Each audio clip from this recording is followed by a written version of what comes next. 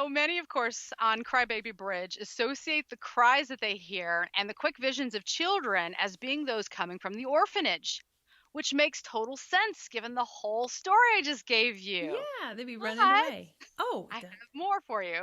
oh shit. There's another legend which suggests that sometime after the orphanage had been bought by Pelham Hooker Blossom of Cleveland, that a Dr. Crow allegedly took over the building after it had closed. This mysterious figure was said to be a scientist that conducted experiments either on his own behalf or at the behest of the American government. He is invariably portrayed as a sinister figure who used unorthodox methods for obtaining his specimens, all of whom were children. Of course, it's the theme of this story. Who the hell wants to do experiment on children? Well, we did read about that one hospital where they were giving them smallpox vaccines. Well, I guess that's considered, it's not a hospital necessarily, more like a home. Anyways, but I don't know. You said it's just a legend, right?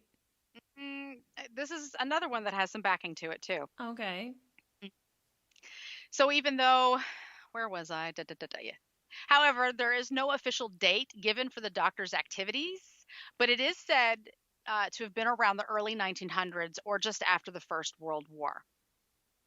So the purpose of his experiments is unknown, but it involved injecting kidnapped children with fluids, which caused their heads to swell in a grotesque way.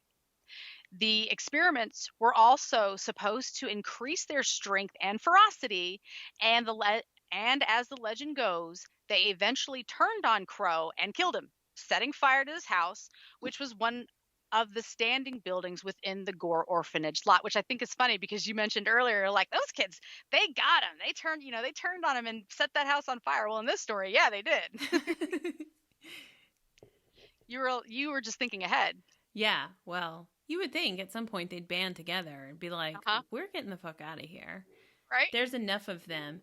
But, sorry, my dog's barking at something. Oh, I heard it. Probably nothing.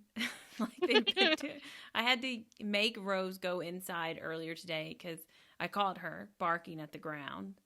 And I'm certain she was doing it just to annoy me, to make me get up and let her in. Anyways, this is painting a picture of something like kind of horrifying though. Mm-hmm.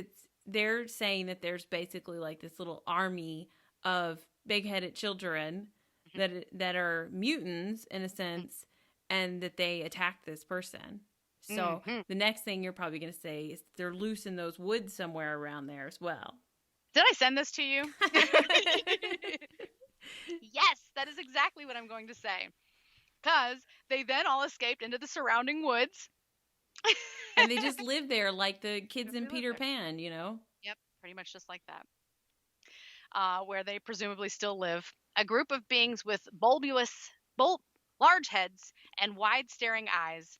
They are said to be aggressive, and according to local legends, they are known to steal children for unknown purposes, but most likely to eat them.